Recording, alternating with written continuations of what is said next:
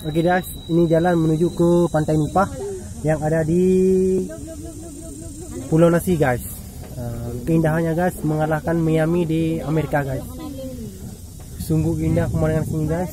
Hutan belantara seperti di Amazon yang ada di Brazil guys. Seperti tapi bukan ya. Seperti tapi bukan.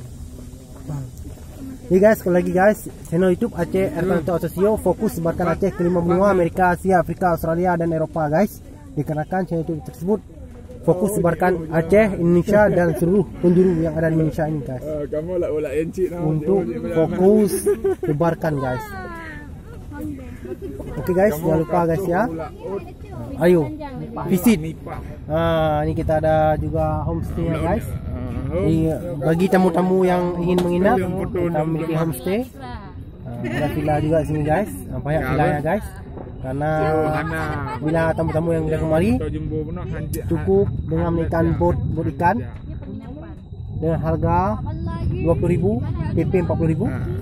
Ini ada lokasinya guys. Bayangkan guys. Ini orang-orang bule guys. Orang bule. Astagfirullah ya Allah. Kata lu de mana yo? Kata lu de mana yo? Kata lu de mana? Ini guys, kita sudah sampai ke Pulau Nipah guys. Astagfirullah. Sangat indah, seakan-akan kita sedang berada di Amerika, tapi bukan ya guys.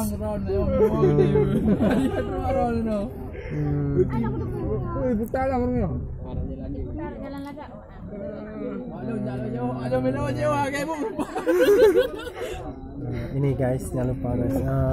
Indah sekali guys di sini. Indah sekali guys. Kamu meminta yang ekstrim. Bawa telepon dia pakai handphone. Oke guys, sekarang kita mau sebarkan ini guys. Ayo guys.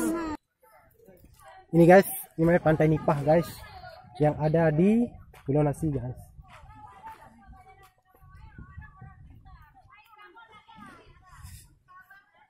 Sungguh indah bukan?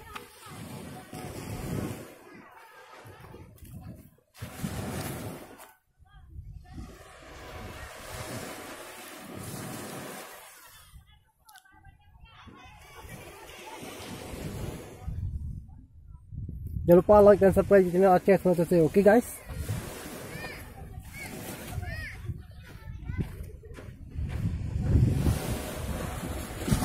Ayo, siapa yang mau mandi?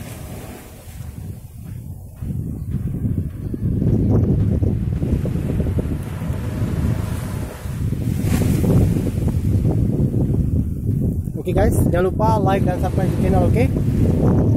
Karena YouTube channel saya adalah fokus sebarkan Aceh ke 5 benua.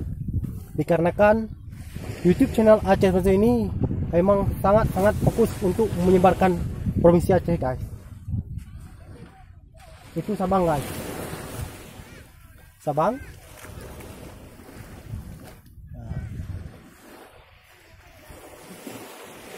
Oke, jangan lupa ya. Sekian dari saya, Musafir Ramadhani.